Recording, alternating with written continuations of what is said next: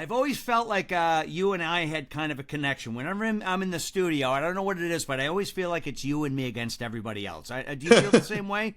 I do. And I think it's because one of the things I didn't know when I joined the Bob and Tom show, because I didn't get this impression. I was a fan for years before ever Yeah. going on. I never got the impression that they were every man for themselves. I Yes. felt like it was a team, but actually sitting in there, it's, oh no, they're not rooting for you. They I love it.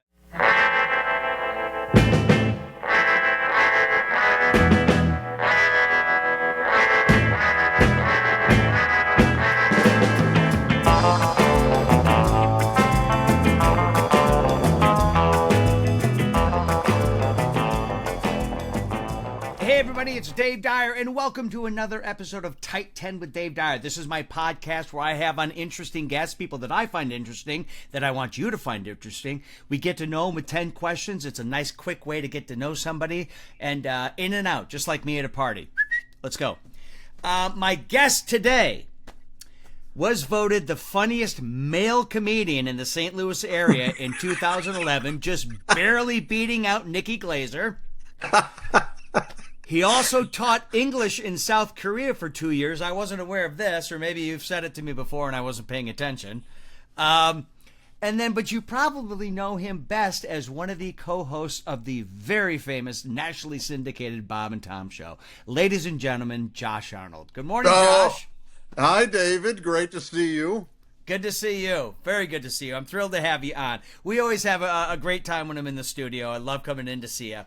All right, 10 questions. Again, a couple of them are kind of silly. The rest of them a little more in depth. Let's get to know Josh Arnold. Ready? All right, number one. Stand-up or radio? Which one of those two do you feel most comfortable or most like yourself doing? I'm going to say radio is a little more comfortable. Because I feel like I can hide behind certain character. Like, I don't always have to be my true self. Whereas with stand-up, I feel like I should probably try to be as honest as possible. Yeah. But so if I feel like being sort of villainous or idiotic or anything, I can sort of hide behind some of those flaws and character traits more so on the radio than I can on stand-up. Probably able to come at it from many different points of view or many different angles then, yeah. Yeah, I mean, from 1 minute to the next, whereas I try to stay sort of tonally even doing a stand-up set. Yep. All right, question number 2. I've always felt like you and I had kind of a connection. Whenever I'm in the studio, I don't know what it is, but I always feel like it's you and me against everybody else. Do you feel the same way? I do. And I think it's because one of the things I didn't know when I joined the Bob and Tom show, because I didn't get this impression. I was a fan for years before ever going on. I never got the impression that they were every man for themselves. I felt like it was a team. But actually sitting in there, it's, oh no, they're not rooting for you. They I love it. Yeah, it's weird. So you and I have more of maybe it's some of our theater background. I think or so. Something where we are part of an ensemble and we also want to lift each other up in a way, not in a disingenuous way. Yeah. But boy, it is not that. I'm not part of a team on the Bob and Tom show. Yeah. I'm the same way. You come in and you go, aren't we all on the same side here? I thought we were all on the same side. Yeah, no, we're not. Actually, I have a follow-up. We'll call this 2A. Given that, you were brought in, let's just be, the late wonderful Bob Kavoyan passed away. They were going through all sorts of stuff. Guest hosts, Scott Potasnik was on for a while, and then you were brought in on a permanent basis. That's a lot of pressure, especially for a tremendous amount of fans who have listened to that show for years. How long did it take you to kind of find your place in there where you could kind of say, okay, I understand what I was brought in for and where I fit in best? How long did it take you were kind of comfortable doing that? There was a part of me felt right away, felt like it Hmm. was, and then part of me to this day still feels uncomfortable. Oh, really? Okay. What I decided very early on when I was even just guest hosting, was never to try to just be me and to bring me to the show. There are people who say because they don't. It's sort of for lack of a better term, but they'll go, "Oh man, you've been a great replacement for Bob." Well, no, that was never my intent. I never wanted Yeah. to replace Bob Right. because that's not possible and it's not a thing. I always just wanted to do what I do on the Yeah. show. So I never looked at it as replacing Bob. It was always more of a, oh no, I'm just joining the show. Yeah. So Yeah. in that respect, I always felt like I could. My role was fairly easy, coming in and just doing what I do. Yeah. That said, what I do is different from what Bob does, and therefore has changed the show a little bit, and so Hmm. um, I'm not always comfortable in that regard because I want people to still enjoy it like they did 20 years ago. Sure. Yep. So Yep. Now, question number 3. You've posted, I see, it's funny you just brought up your theater background a little bit. I have a background in theater. I studied theater in college, and you've posted some sketches, I know in the past with some friends and some other kinds of things like that. Would you, are there any ideas you have for the future, any sort of acting things you would like to pursue? yes, yeah, I would love to act more. Yeah. Um, and it is we do kind of now live in an age. Well, we definitely live in an age where instead of auditioning and waiting for roles and everything, just go make whatever you want. Yep. Yep. And so I do plan on doing more of that. Yeah, that's good. Yeah, I How agree. about You know, you? that's one. Oh yeah, I would love to. In fact, I'm in the process of actually writing some sketches with a buddy of mine right now. When and if it'll ever happen, God knows. But it is Sure. something that I would love to do. I've done, I did a little series in the past called Pillars with a buddy of mine. We put some of those out. Yeah, and that's one of the beauties of the whole social media thing is that it kind of has opened the door for anybody. And what it makes you realize is that there's a lot of people do make the sacrifice to go to New York or Los Angeles or Chicago or something like that, but there's talented people everywhere, and that's allowed that. Now the downside is it's maybe too many people have a voice sometimes, but it does allow people who, I got a wife and kids. I'm not going to Los Angeles, but I could still make something here and get a lot of people to see it. So Yeah, yeah, and you might be at a spot too in your career where I am of. I'm not too concerned with how many people I'm reaching or anything. If I'm enjoying it, that's kind of all yep. that I matters. I want to be proud of it. I am my biggest critic, and I want to make sure that whatever I'm putting out, I'm proud of and that I like. So Yeah, yeah. yep, that's our way of saying, hey, we realize most of you people aren't going to like this, so that's just what it is. Right. All right, you're from the St. Louis area. And you came up in the comedy in that area. There's some great names that have come out of there. Greg Warren, Nikki Glaser, Kathleen Madigan. I guess that's about it. But those three have I'm kidding. But Right. tell me about what it was like coming up in that area. And one thing I always find interesting when I talk to comics is when you do comedy nationwide, where do you feel the funniest? Do you feel funniest at home in St. Louis?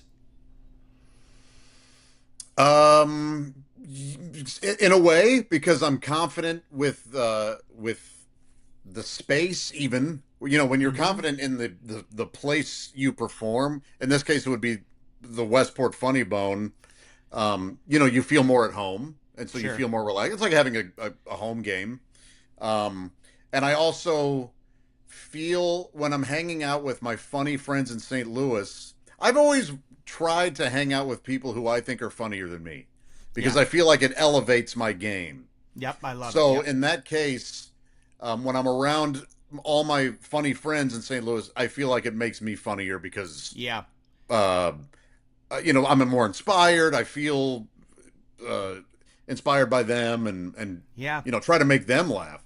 You want to be on your game, you want to be on your game and be able to keep up with them in your own mind. Yeah, I loved it. I loved coming up in St. Louis because I loved that there was a clear hierarchy.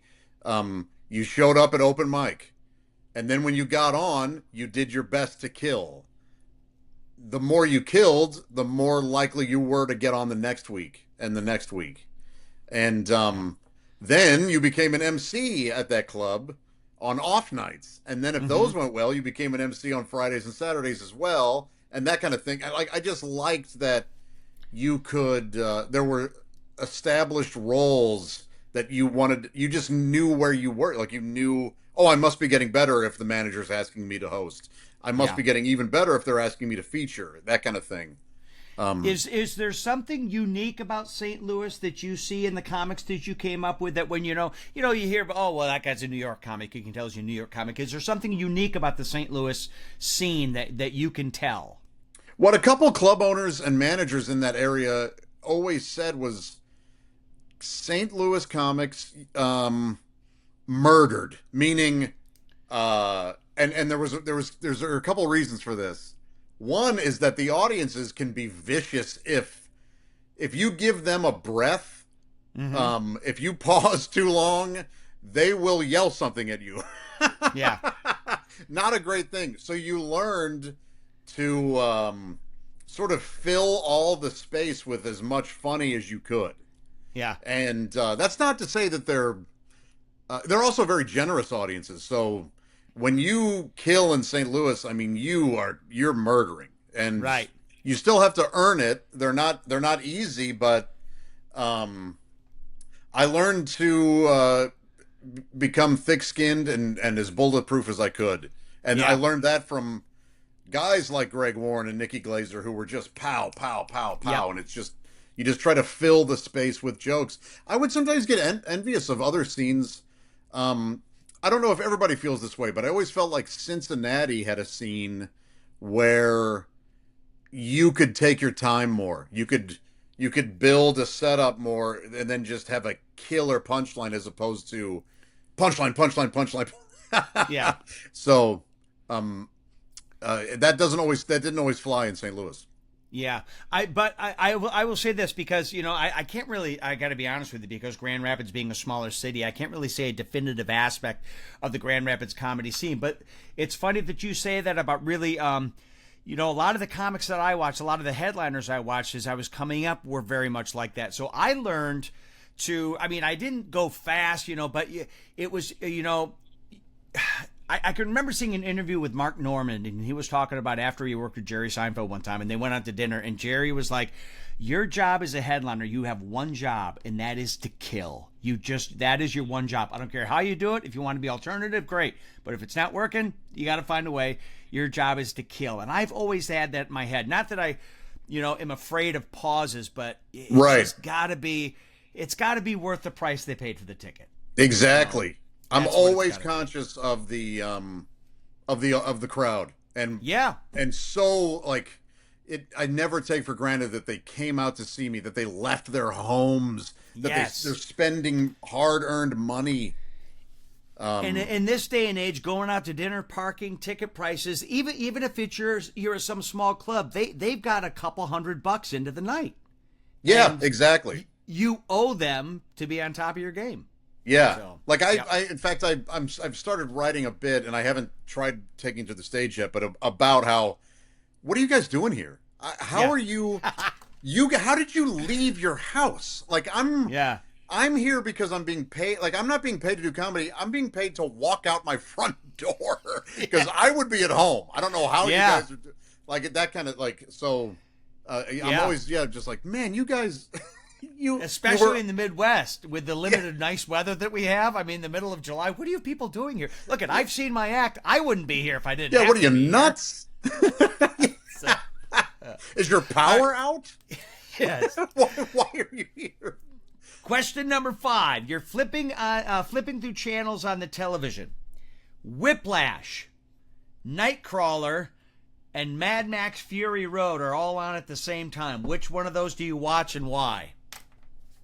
Whiplash. Oh, And yes. now, Whiplash is the only time I can legitimately say when I saw it in the theater, it's the only movie where I honestly, at the end, almost stood up and cheered.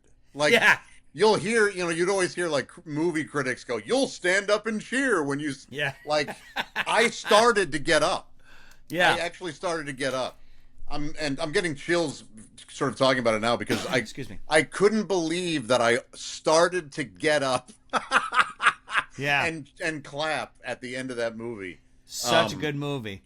It's And and it for just, those who don't know, it's about a drummer, a jazz drummer, played by Miles Teller, and there's a band conductor, J.K. Simmons, who's just horrible to him, and how this kid survives going through what he had to go through. yeah, and it means a lot. Any sort of person that puts them out there artistically has to have some appreciation for that movie Yeah. because the kid doesn't. I mean, it's not easy. It's a tough. Everything Yeah. about it is tough, and but he does win in the end, and He does win. Yeah, but it was There's a brutal. touring right now and it's not a Broadway production or anything of Whiplash, but it's an actual concert of the music from Whiplash. Oh, cool! And there's a drummer named Grayson Necrutman who plays the drums in this band. He's this young guy, unbelievable, absolutely unbelievable drummer. And if you go see it, you'll see him. And because of the nature of the whole thing, the spotlights are on him all the time. But one of the most amazing drummers I've ever seen, Grayson Necrutman. But he's playing the drum in that tour right now. Awesome. Great. All right, number 6. When I think of the times that we've done shows together, some of the Bob and Tom tour shows, the folks they absolutely love you. They've seen you on the show. They know who you are. You come out. You open the show. You blow everybody away. We all have to follow that. After the show, do you ever go backstage and look in the mirror and realize that you're a gigantic phony? Do you ever realize that or no? Oh gosh, it's funny. We were, yes, and I know what you're doing. And I love it. But we were talking today at work during the show about imposter syndrome. Yeah. This was off the air, but we were talking about people, how we've always admired how they set their sights on something and then do it, and they sort of manifest it, and they also work hard and get there, and they do it without any hesitation. Whereas I was talking with Jess Hooker and Jeff Oskey about this, and Jeff Oskey is another stand-up comedian, if you don't know, and I know you do, but I have imposter syndrome when I'm at my house. I don't feel like how am I fooling? Sometimes I'll get off and go, boy, I fooled another crowd into thinking they. Yeah. And part of me hopes that never goes away, because I feel like when it does, my act is going to lose some edge or something that, a live wire will be fixed, and I kind of want that live wire exposed. Yep. It's fun. Here's the beautiful thing about you, and I actually kind of meant that question as a very indirect way of shitting on both of us, but right. Beautiful. All right. What other careers? I know you taught English in South Korea for a couple of years, and I don't know what they are, but you've probably done some other things. If you weren't in the job you're in, what careers do you think you would have pursued and been successful at, or would have enjoyed, I should say? I was interested in the medical field for a while. Okay. And I've always been fascinated by anatomy and the physiology stuff I had trouble with, because that just gets intricate and complicated, and there's math involved.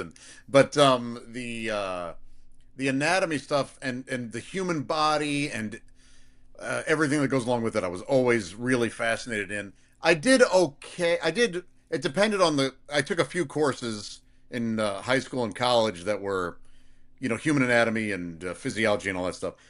And I did okay depending on how interested in whatever that week's topic was. Yeah.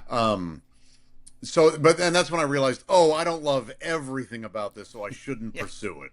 I don't want to go to school for 8 years. And but if I had a little bit more of the patience and interest, that's what I would have done. Something in the medical field. Nice. Good. All right. I'm going to give you 3 names. Well, before I do this question, one thing I think I've noticed about, again, the both of us, I'm not saying we're familial relations or anything like that, but one thing I think you and I both have, I know I have, is that we don't suffer fools very well. I am not a terribly patient person. If I sense even a little bit of bullshit, I'm usually out. I'm not interested. So this is where this is going to come in. I'm going to give you 3 names: Marilyn Manson, Hugh Grant, James Corden. 3 people who, even though we maybe have never met them, are not known for being the easiest people to deal with. All 3 of them have locked their keys in their car, and you only have the ability or time to help one of those 3. Which one do you help? Boy, I think I'm going to help Marilyn Manson. Okay. Well, I can definitely tell you I'm not helping James Corden. Okay. While I think he's affable and amiable on screen, there's something about me that the BS meter goes off. Yes. My BS meter doesn't really go off for Hugh Grant. And maybe it's only because I haven't seen much of him out. Well, you know what? The interviews I have seen, even the Notorious interview where he went on Leno after his prostitute thing, I found him to be likable and kind of, I don't know. I feel like I kind of felt like what you see is what you get with him. Marilyn Manson, I know, has some troubled. There have been some accusations against him and all that stuff, but I would help him. I also, boy, all 3 of them seem like they'd be clueless as to what to do, don't they? Yeah, that's why. You're We're there right. to help them, for God's sake. Right. We're here to get them out of the way, and so they don't hang around anybody else. We're doing a bunch of people a favor here by getting them on the road. Marilyn might be the biggest misfit of them, and I am drawn to misfits, and so. Especially if I thought he had to get into his car to get to a show and entertain other misfits who need that sense of community when they go to a Marilyn Manson concert, which I've gone to a few. I love when weirdos get together and they feel less weird, and so that's one of the reasons why. All right, Marilyn Manson. Now the only reason I put Hugh Grant in there is that I'm a humongous fan of Jon Stewart, and I can remember Jon Stewart was asked one time who the worst guest he ever had on the Daily Show was, and without hesitation he went Hugh Grant. Wow! Did he say why? I think there was maybe some backstage. I don't know, just maybe more high maintenance than John wanted to deal with, and gotcha. So there's that. But all right, Marilyn Manson. Well noted. Well noted. All right, question number 9. This is kind of the proverbial interview question, job interview question. Where do you want to be in 5 years? Where would you like to see your career? Whether it's in radio, we talked about acting. Where would you like things to head if you had to kind of start to narrow things down and head in a particular direction? I would like to have written more, so I'd like to have written by then and be writing all the time. And I don't necessarily mean more stand-up material, but I'm also talking books and scripts and stuff like that. Whatever happens to them, I don't know. But I've always been a writer, ever since I was a little kid, and I haven't been doing as much of it. And so I want to be writing more. I'd also like to be more in control of whatever project I'm doing. So instead of being the so-called sidekick on a radio show, maybe being the lead.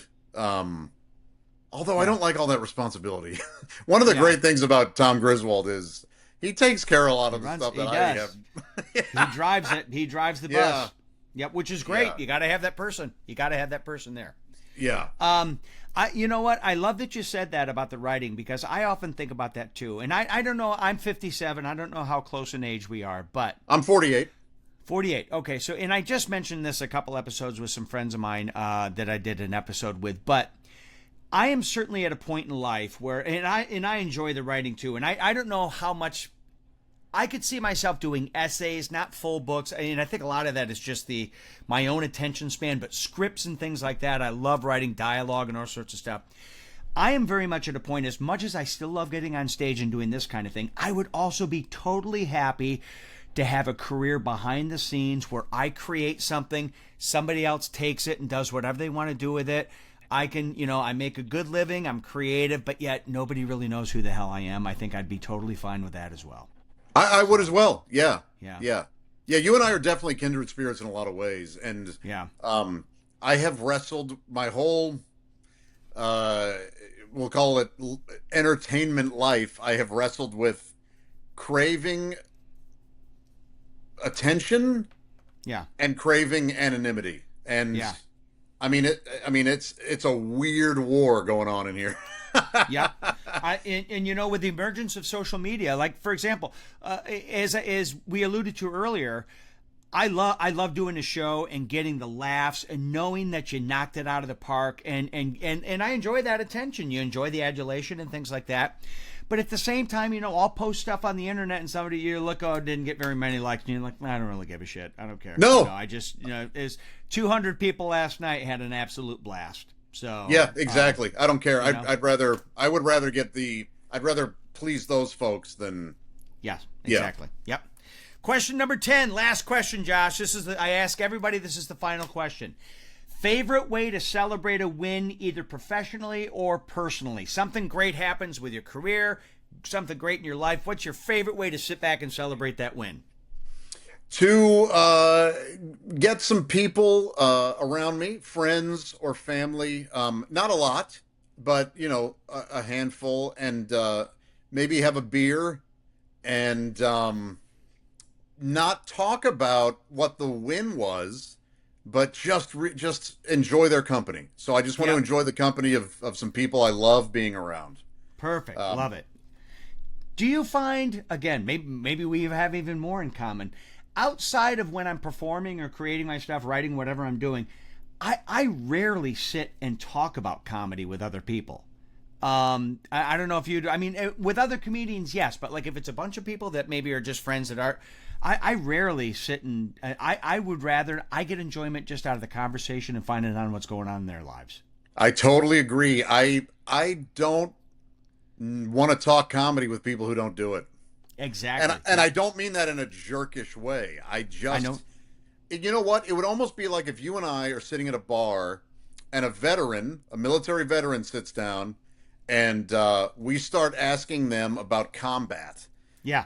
That person's going to talk to us potentially, might share, depending on who they are, they'll share a lot or they'll share a little, but they're talking to civilians. They're talking to guys who don't, whereas if you get that veteran sitting next to two other veterans, they have a lot to say to one another because they've done it. They've been in it. There's something very different about talking comedy with people in it and people out of it. Yeah. Yep. So I agree. Yeah. All right. Well, Josh, that's it. This was painless, right? Very painless, yes. Very painless. Now, the best way for people to find you, you've got a website, thatjosharnold.com. On the socials at thatjosharnold, correct?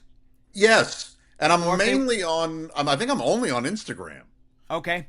And then if they want to find out what's going on with the show, they can go to bobandtom.com and they have all sorts of information about what's going on there. So, yes. Josh, thank you so much for spending some time with me. I always love coming into the show. I just have a great time when I get to sit next to you.